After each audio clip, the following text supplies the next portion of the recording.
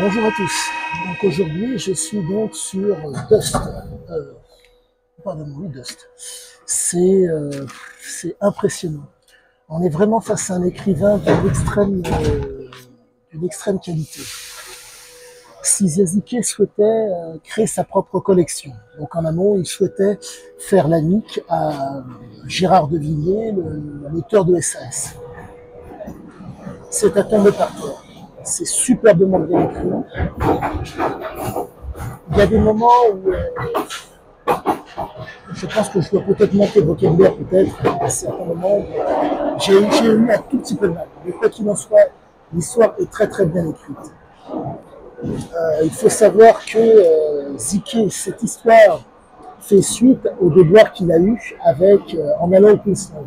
Sixième, à un moment donné, voulant sortir des sentiers battus comme à l'accoutumée, a fait copain-copain avec les aborigènes. Il est donc allé les voir dans leur réserve. Résultat, ça a posé de graves problèmes. Les problèmes ont été les suivants.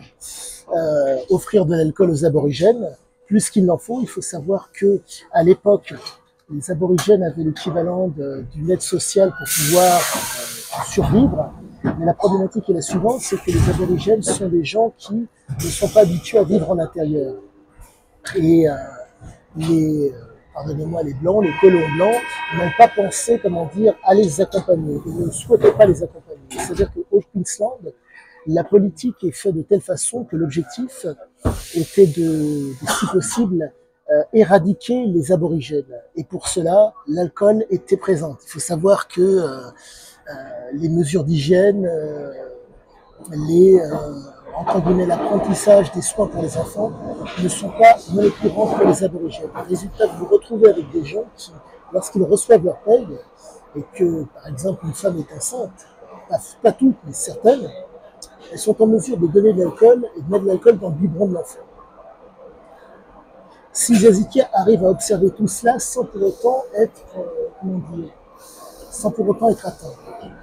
Et allez savoir le pourquoi du comment, ça a posé problème. Il s'avère que laisser les gens, entre guillemets, si je puis dire, s'entretuer ou s'exterminer sans qu'il y ait qui que ce soit pour voir, ne pose aucun problème. Dans le cas présent, si Ziazike a été témoin de tout cela. Il était en mesure donc d'informer les gens.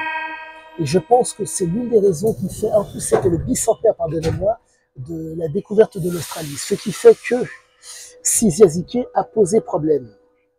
Et comme c'était le bicentenaire, il ne l'entendait pas de cette oreille-là. La problématique est la suivante. Vous avez un informateur sur place qui va vous dire, voilà ce qu'il en est exactement des aborigènes, des premières personnes qui étaient possesseurs, entre guillemets, de la terre australienne. Et ça n'est absolument pas passé. Mais quoi qu'il en soit, je ne dirais qu'une seule chose, lisez-le.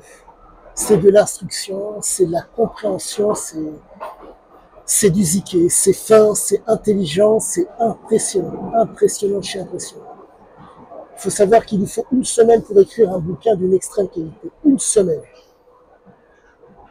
Certes, il s'est érodé avec Euro, mais là, sincèrement, c'est à tomber par terre. La suite, pour moi, ce sera prochainement, de mémoire, ce sera l'enfer.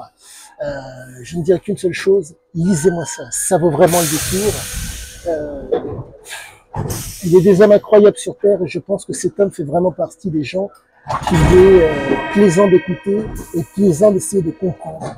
Il m'en apprend énormément sur moi, il m'en apprend énormément sur nombre de choses qui nous environnent. Je ne dirais qu'une seule et unique chose, allez-y. Allez-y, allez-y, allez-y. Le plaisir est sans commune mesure, l'intelligence est sans commune mesure et je dirais que la réponse qu'il a donnée pardonnez-moi, au ministre de l'époque, au ministre de Queensland, est extrêmement qualitative. Je ne dirais qu'une seule chose, fantastique. Lisez-moi ça, vous allez adorer. Sur ce, à bientôt!